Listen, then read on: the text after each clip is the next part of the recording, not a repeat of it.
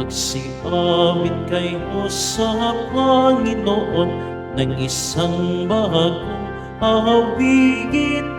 Magsiawit kayo sa Panginoon, buong sandaigdigan. Awitan ang Panginoon at purihin ang kaniyang ngalan. Ipahayag ang kanyang pagliligtas sa lahat ng panahon. Magsiawit kayo sa Panginoon ng isang bagong awitin. Magsiawit kayo sa Panginoon, buong sandaigdigan. Sa ngalan ng Ama at ng Anak at ng Espiritu Santo, Amen. sumainyo ang Panginoon. At sumairin. Mga kapatid, aminin natin ang ating mga kasalanan upang tayo'y maging marapat gumanap sa banal na pagdiriwang.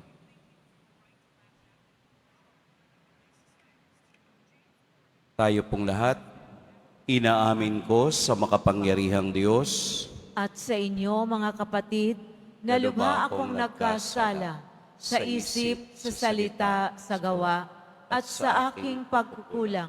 Kaya'y sinasamo ko sa mahal na Birheng Maria, sa lahat ng mga anghel at mga banal, at sa inyo, mga kapatid, na ako'y panalangin sa Panginoong ating Diyos. Kaawaan tayo ng makapangyarihang Diyos, patawarin tayo sa ating mga kasalanan, at patnubayan tayo sa buhay na walang hanggan. Amen. Panginoon, kaawaan mo kami. Panginoon, kaawaan mo kami. Kristo, kaawaan mo kami. Kristo, kaawaan mo kami. Panginoon, kaawaan mo kami. Panginoon, kaawaan mo kami. Ginugunita natin ngayon si Santa Escolastica, Dalaga. Manalangin tayo.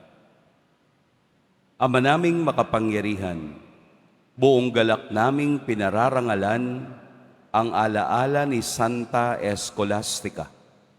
Ang pagtingin namin sa kanya bilang huwaran sa katapatan ay magbunga nawa ng aming pagkakaroon ng maaasahang pag-ibig sa aming paglilingkod sa iyo at sa pamumuhay sa walang maliw mong kagalakan. Sa pamamagitan ni Hesukristo, kasama ng Espiritu Santo, magpa sa walang hanggan. Amen. Magsiupo muna po ang lahat.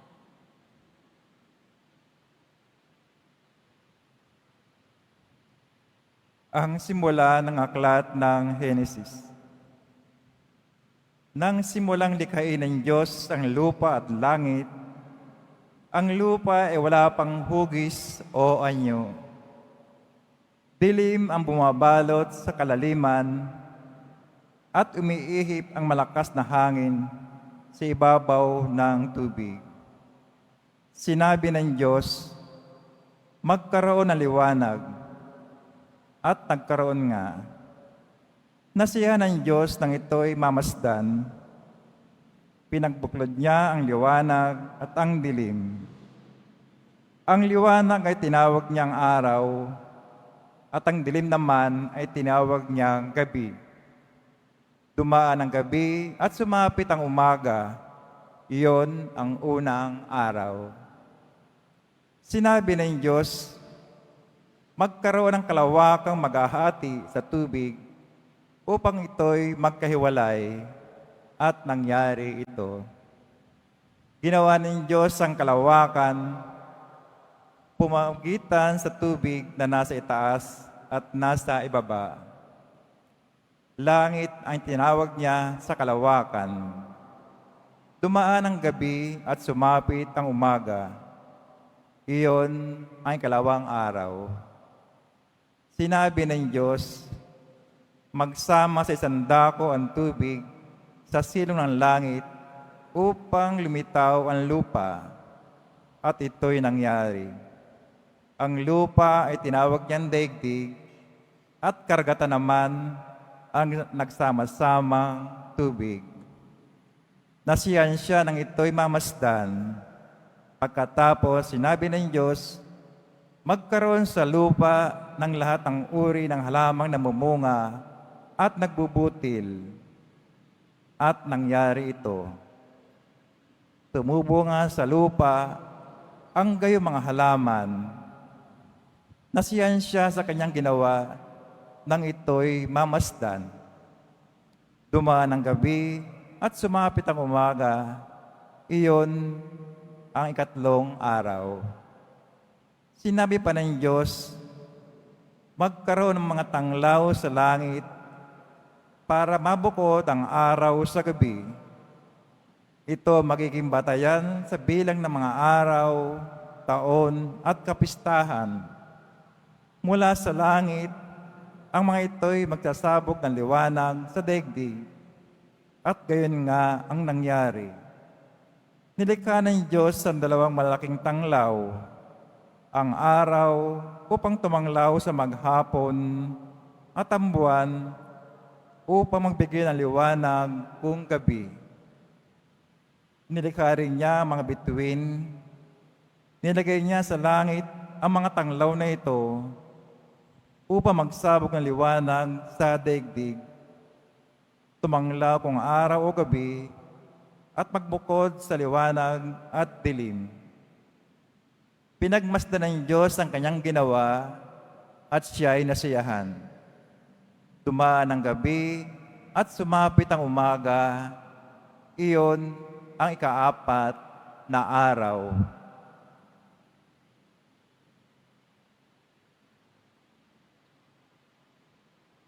Ang salita ng Diyos. Salamat sa Diyos. Ang poon ay natutuwa sa kanyang mga nilikha. Ang poon ay natutuwa sa kanyang mga nilikha. Pinupuri ka, Poon Diyos, nitong aking kaluluwa. O Panginoong aking Diyos, kay dakila mong talaga. Ang taglay mong kasuotay, dakilat marangal pa. Nababatbat ka, Poong Diyos, ng liwanag na maganda. Ang poon ay natutuwa sa kanyang mga nilikha. Ikaw na rin nagtayo ng saligan nitong lupa. Matatag na ginawa mo't hindi mo mauuga. Ang ibabaw ng saligay ginawa mong karagatan at tubig din ang humatol sa lahat niyang kabundukan. Ang poon ay natutuwa sa kanyang mga nilikha. Lumikha ka ng ilog na patungong kapatagan. Sa gilid ng mga burol, umaagos na marahan. Sa naroong kakahuyay, umaawit na masaya.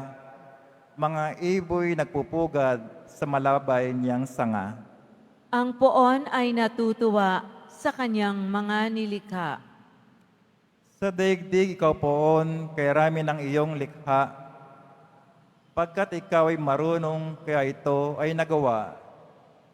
Sa dami ng nilikha mo'y nakalatan itong lupa. Purihin ang Panginoon, purihin mo kaluluwa. Ang poon ay natutuwa sa kanyang mga nilikha. Tumayo na po ang lahat.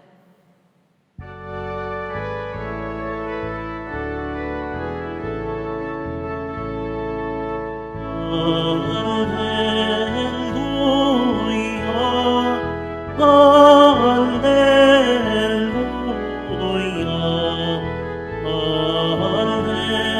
Hallelujah, Hallelujah.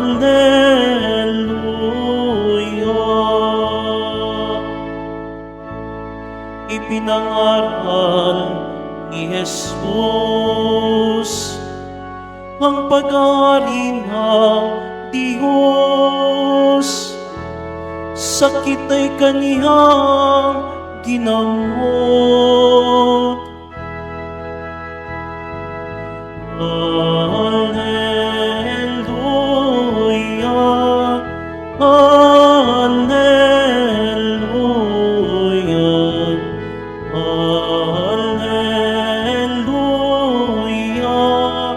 Hallelujah, Hallelujah.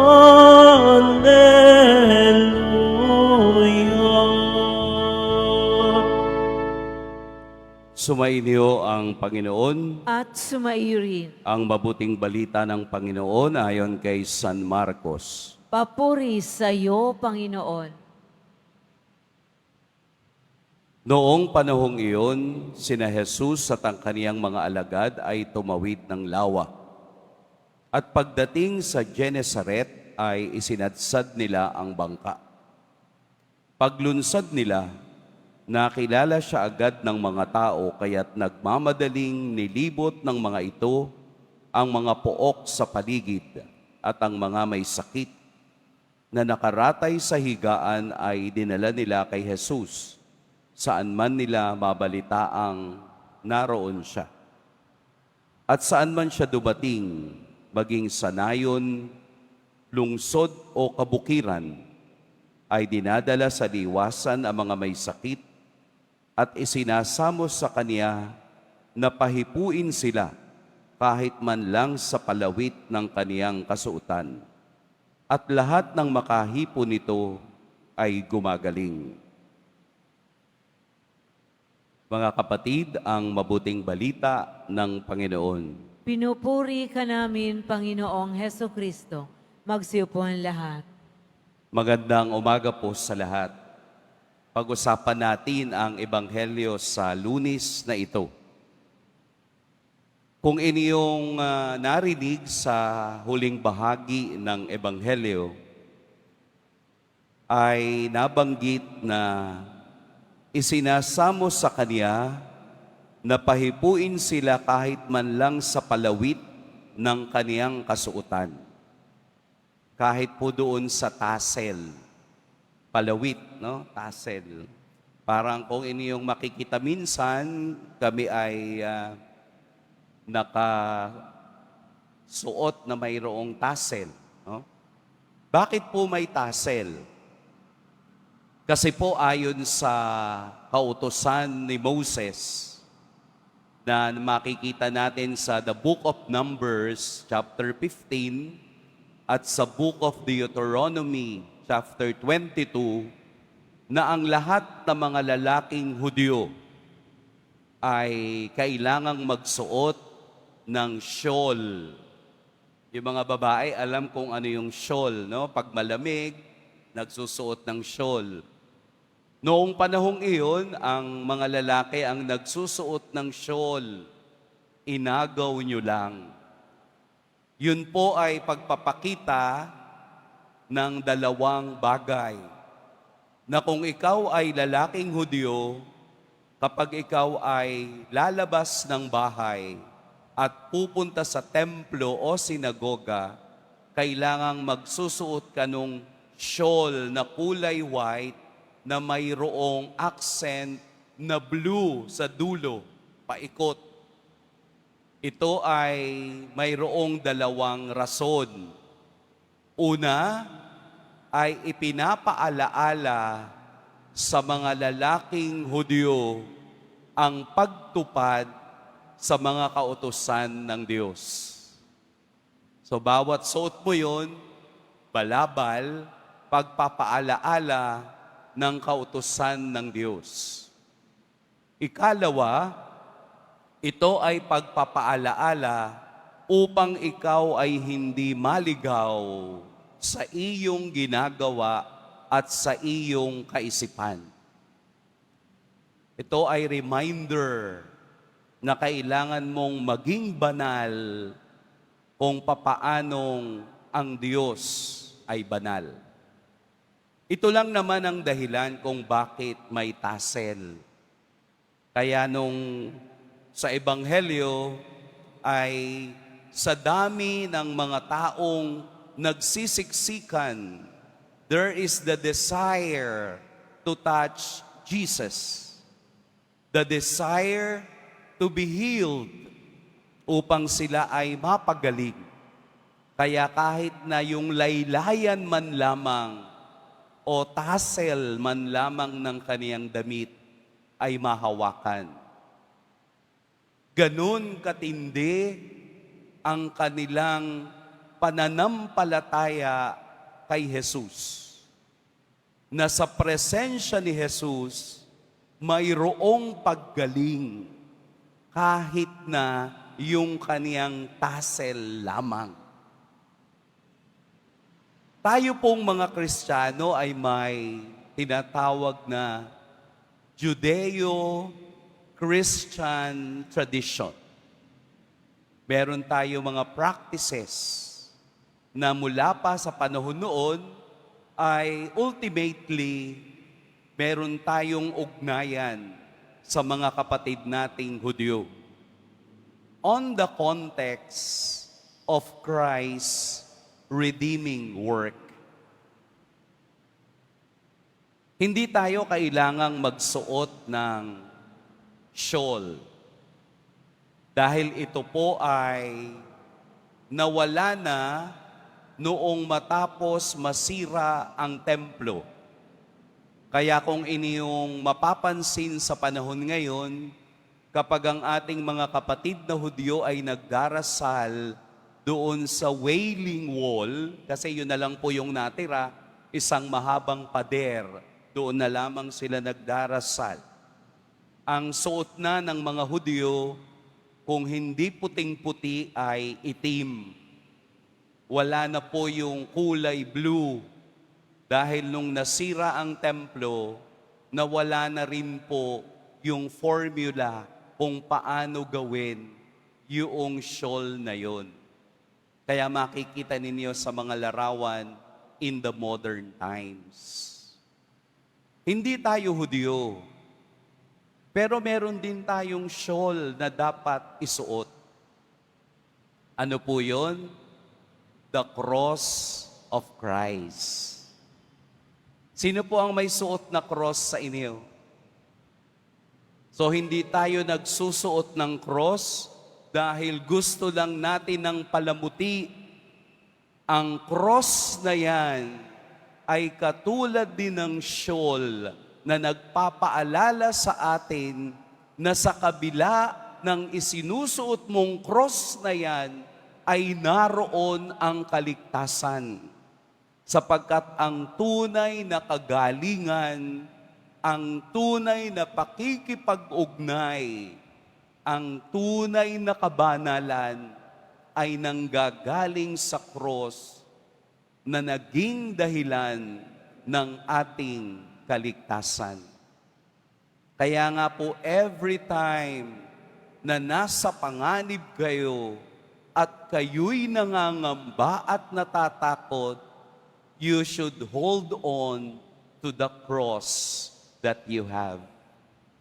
Kaya tayo nagsusuot ng cross to remind everyone na ang tunay na paggaling ay sa Kanya nanggagaling. The healing of our souls and the healing of our body come from the grace of the cross. Kaya nga po sa bahay, naglalagay tayo ng cross para safe ang ating bahay. Pag tayo'y lumalabas, tayo'y nagsa-sign of the cross. Kapag tayo'y kumakain, we make the sign of the cross and pray before grace. Kapag nakikinig tayo ng Ebanghelyo, 3 beses pa nga tayong nagsa-sign of the cross. Saan? Dito. So that the word of the Lord be ever on my mind, na kahit tapos na ang misa, matatandaan ko ang Ebanghelyo sa araw na ito. May the word of God be ever on my mind, proclaim by my lips, and pierce my heart. Yung mailagay ko sa aking isipan ang salita ng Diyos, ang maipahayag ang salita ng Diyos, at maramdaman ko sa sarili ko ang mensahe ng salita ng Diyos. At tayo tuwing nagmimisa ay binubuksan at isinasara ang banal na pagtitipon sa pangalan ng krus. Nagsisimula tayo sa ngalan ng Ama at matatapos tayo sa pagbabasbas ng sangalan ng Ama. Baka po unaware ang iba na kahit na sa maliliit na bagay, ang cross ang ating sandalan, na kahit na mahirap ang buhay, ang cross ang ating nagiging kalakasan. Kaya nga po, kahit saan kayo pumunta, pag kayo ay napadaan sa isang simbahan, you make the sign of the cross.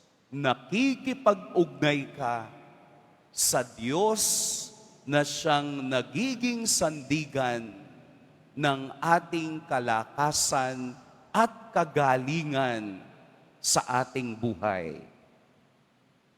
Do not underestimate the power of the cross. Because in Jesus' cross, there is always healing. Palaging mayroong paggaling sa cross ni Kristong nagbibigay ng walang hanggang awa at pag-ibig sa lahat.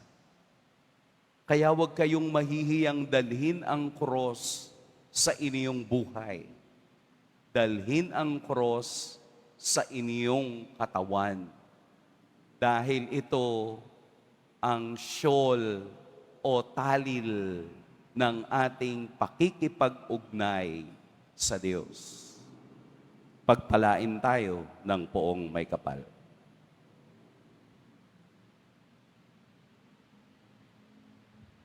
Tumayo na po ang lahat. Minamahal kong mga kapatid, manalangin tayo sa Ama na nagnanais na gumaling ang lahat. Hindi niya itinataboy ang sinumang nangangailangang dumudulog sa Kanya.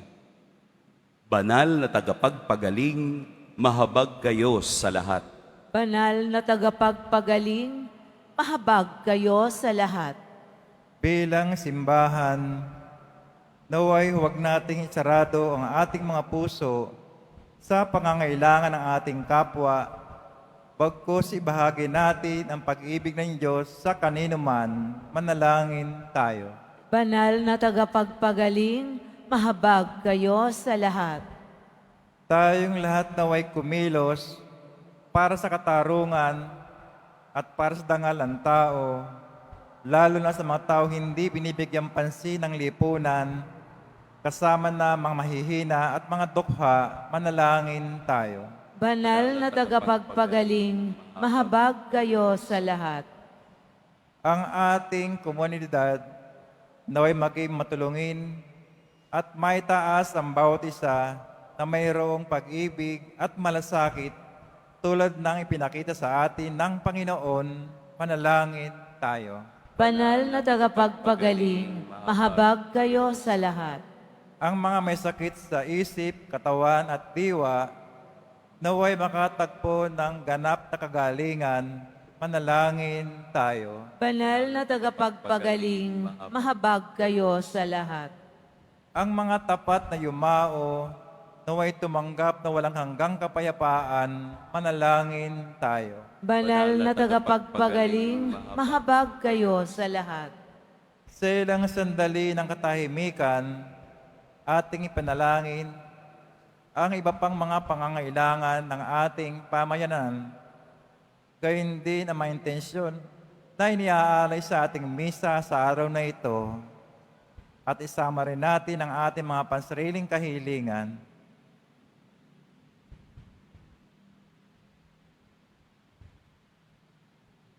Manalangin tayo. Banal na tagapagpagaling, mahabag kayo sa lahat. Makapangyarihang Ama, pakinggan mo ang aming mga panalangin at ang aming mga puso at gawin mo kaming laging handa upang tanggapin at mahalin ang pangangailangan naming mga kapatid sa ngalan ni Kristong aming Panginoon. Amen. Magsiupo ang lahat.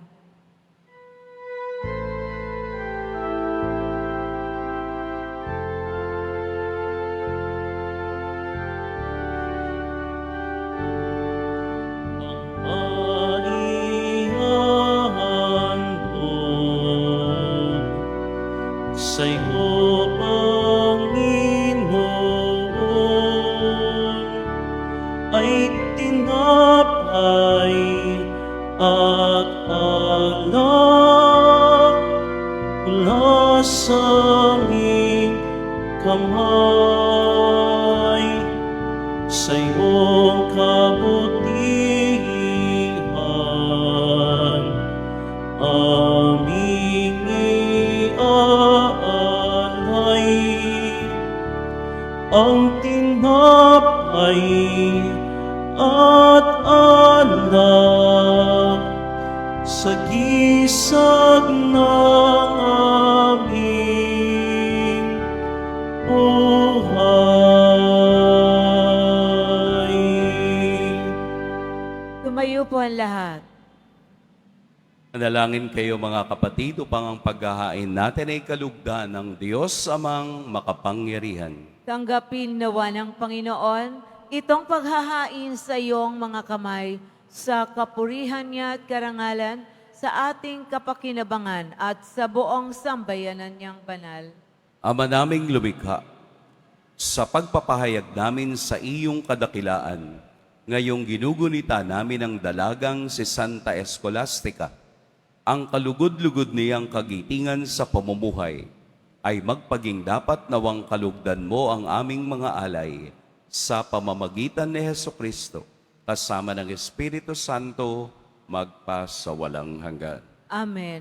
Sumainyo ang Panginoon. At sumaiyo rin. Itaas sa Diyos ang inyong puso at diwa. Itinaas na namin sa Panginoon. Pasalamatan natin ang Panginoong ating Diyos. Marapat na siya ay pasalamatan. Ama naming makapangyarihan, tunay ngang marapat na ikaw ay aming pasalamatan. Ngayoy ikinagagalak naming may mga banal na tao na nagtalaga ng sarili sa anak mong si Hesukristo upang ipamalas nila ang paghahari mo at maakit ang kapwa na manalig sa iyo. Ngayon sa aming ibinigay ng iyong anak na minamahal ang kabanalang iyong taglay at hangad mong kamtin ng tanan. Ito ang pinanggagalingang aming ngayong nililingon. Dito mo rin nais na kami makarating at humantong.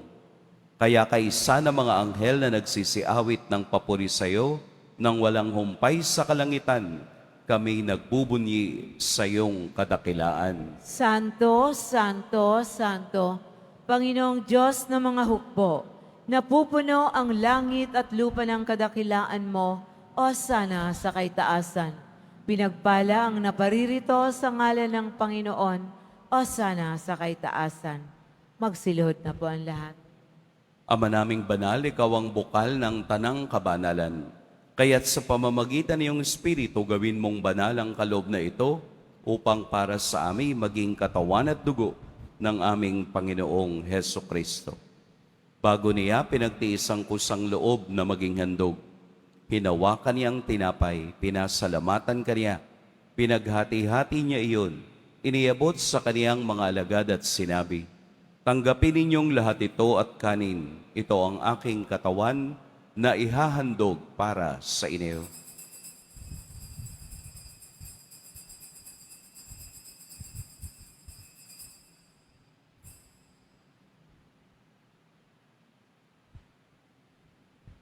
Gayun din naman noong matapos ang hapunan, hinawakan niya ang kalis, muli kaniyang pinasalamatan, inabot niya ang kalis sa kaniyang mga alagad at sinabi, "Tanggapin ninyong lahat ito at inumin, ito ang kalis ng aking dugo, ng bago at walang hanggang tipan, ang aking dugo na ibubuhos para sa inyo at para sa lahat, sa ikapagpapatawad ng mga kasalanan. Gawin ninyo ito sa pag-alala sa akin."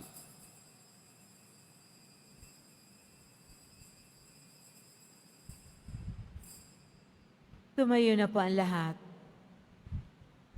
Ipagbunyi natin ang misteryo ng pananampalataya. Si Kristo'y namatay, si Kristo'y nabuhay, si Kristo'y babalik sa wakas ng panahon. Ama, ginagawa namin ngayon ang pag-alala sa pagkamatay at muling pagkabuhay ng iyong anak. Kaya't iniaalay namin sa iyo ang tinapay na nagbibigay buhay at ang kalis na nagkakaloob ng kaligtasan. Kami nagpapasalamat dahil kami iyong minarapat na tumayo sa harap mo para maglingkod sa iyo. Isinasamo namin kaming magsasalo-salo sa katawan at dugo ni Kristo ay mabuklod sa pagkakaisa sa pamamagitan ng Espiritu Santo. Ama, lingapin mo ang iyong simbahang laganap sa buong daigdig. Puspusin mo kami sa pag-ibig kay San Francisco na aming Papa at ni Jose na aming Obispo at ng Tanang Kaparian. Alalahanin mo rin ang mga kapatid naming nahimlay nang may pag-asang sila'y muling mabubuhay, gayon din ang lahat ng mga pumanaw.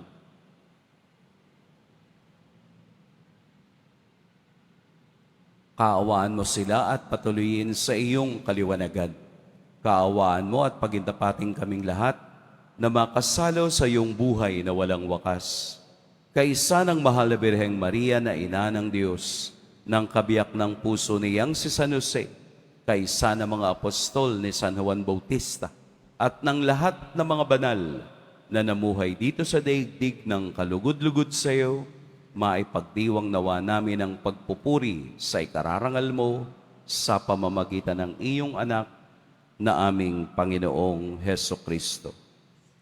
Sa pamamagitan ni Kristo, kasama niya at sa Kaniya, ang lahat ng parangal at papuri sa iyo, Diyos amang makapangyarihan, kasama ng Espiritu Santo, magpa sa walang hanggan. Amen. Sa tagubilin ng nakagagaling na utos at sa turo ni Jesus na Panginoon natin at Diyos, ipahayag natin ng lakas loob. Ama namin, Masalangit ka, sambahin ang ngalan mo, mapasa amin ang kaharian mo, sundin ang loob mo dito sa lupa para nang sa langit. Bigyan mo kami ngayon ng aming kakanin sa araw-araw at patawarin mo kami sa aming mga sala para ng pagpapatawad namin sa nagkakasala sa amin at huwag mo kaming ipahintulot sa tukso at iadya mo kami sa lahat ng masama. hinihiling namin kami iadya sa lahat ng masama. Pagkalooban ng kapayapaan araw-araw, iligtas sa kasalanan at ilayo sa lahat ng kapahamakan. Samantalang aming pinananabikan ang dakilang araw ng pagpapahayag ng tagapagligtas naming si Heso Kristo. Sapagkat iyo ang kaharian at ang kapangyarihan at ang kapurihan magpakailanman. Amen. Panginoong Heso Kristo, sinabi mo sa iyo mga apostol, kapayapaan ang iniiwan ko sa inyo, ang aking kapayapaan ang ibinibigay ko sa inyo. Tunghayan mo ang aming pananampalataya at huwag ang aming pagkakasala. Pagkalooban mo kami ng kapayapaan at pagkakaisa ayon sa iyong kalooban, kasama ng Espiritu Santo, magpa sa walang hanggan. Amen. Ang kapayapaan ng Panginoon naway laging sumainiyong lahat. At sumaiyo rin. Magbigayan kayo ng kapayapaan sa isa't isa. Peace be with you. Kordero ng Diyos na nag-aalis ng mga kasalanan ng sanlibutan, maawa ka sa amin. Kordero ng Diyos na nag-aalis ng mga kasalanan ng sanlibutan, maawa ka sa amin. Kordero ng Diyos na nag-aalis ng mga kasalanan ng sanlibutan, ipagkaloob mo sa amin ang kapayapaan. Lumuhod po ang lahat. Narito si Jesus, ang Diyos na patuloy na nagpapagaling. Ito ang Kordero ng Diyos. Ito ang nag-aalis sa mga kasalanan ng sanlibutan. Mapapalad ang inaanyayahan sa kaniyang piging. Panginoon, hindi ako karapat-dapat na magpatuloy sa iyo, ngunit sa isang salita mo lamang ay gagaling na ako.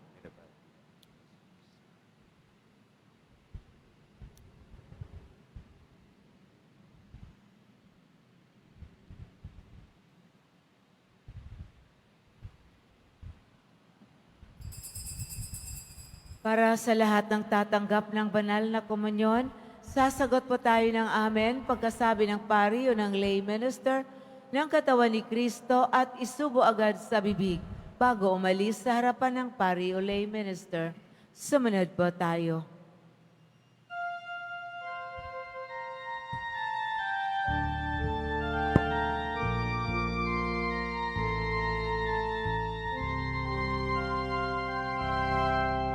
Masdan mo ang hinas ng pag-asa at ang awit namin pakinggan na tunay nating makakamtan ang buhay na walang hanggan. Bawat lahi, wika at bayan, ang salita mo ang siyang ilawan. Landas namin kung kami naliligaw, sa iyong anak ang daay natatanaw. Masdan mo ang ingas ng pag-asa at ang awit namin pakinggan na tunay ating makakamtan ang buhay na walang hanggan. Aming Diyos na mapagkumbaba, lumikha ng langit at lupa, bagong buhay ang kaniyang alay. Nang sa piling niya muli tayong mabuhay, masdan mo ang ingas ng pag-asa at ang awit namin pakinggan na tunay nating makakamtan ang buhay na walang hanggan. Ang Diyos ay ating nadama, kahit di natin nakikita. Naging tao para sa mundo, susunod ako san man siya patungo.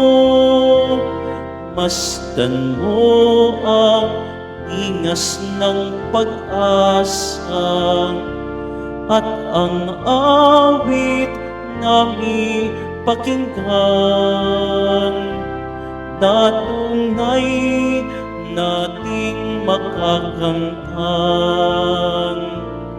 ang tuhay na walang hanggan.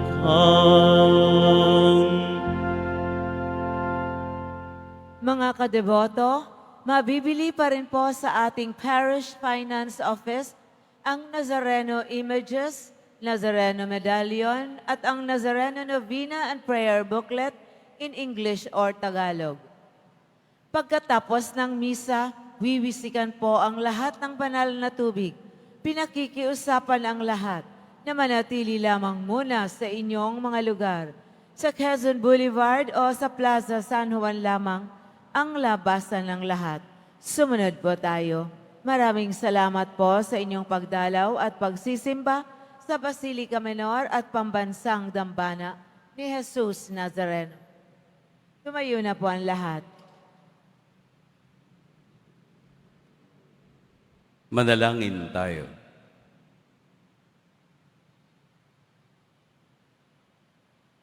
Ama naming mapagmahal, Sa pagsasalo namin ngayon sa banal na pakikinabang, matulungan nawa kami ng ulirang katapatan ni Santa Escolastica, upang tanging ikaw ang aming mahalin, habang inaako namin ang malasakit ni Hesukristo, kasama ng Espiritu Santo, magpa sa walang hanggan.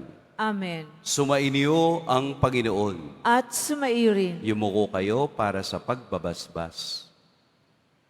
Mahal na Poong Jesus Nazareno, inihayag mo sa pamamagitan ng krus ang walang maliw na pag-ibig ng Diyos sa sangkatauhan. Pakinggan mo ang kahilingan, lalo na para sa manangangailangan ng iyong tulong at awa. Makamtan nawa namin ang iyong kasagutan na may utang na loob na tinatanaw. Basbasan din po ninyo itong mga imahen at dasalan upang lalo kaming manalangin at magtiwala. Sa pamamagitan ng bendisyon na ito, naway lalo kaming maging mapaglingkod, masunurin at tapat sa iyo na aming maluwalhating Panginoon, magpa sa walang hanggan. Amen. At pagpalain kayo ng makapangyarihan at mapagmahal na Diyos, ang Ama at Anak at Espiritu Santo. Amen. Humayo kayong taglayang kapayapaan ng Poong Jesus Nazareno. Salamat sa Diyos.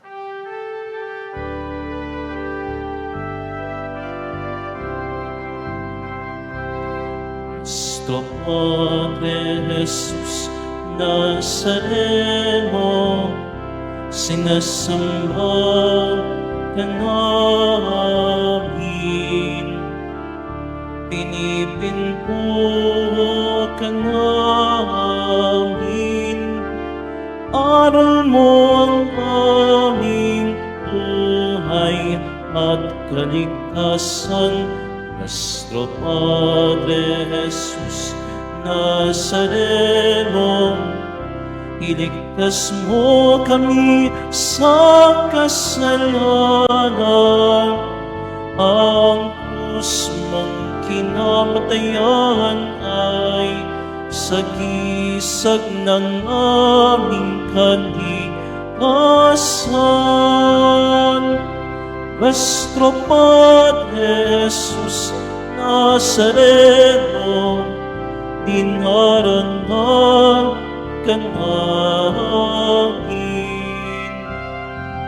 Nuestro Padre Jesus Nazareno, nilulwalhati ka namin. Nuestro Padre Jesus Nazareno, dinarangan ka namin. Nuestro Padre Jesus Nazareno, nilulwalhati ka namin.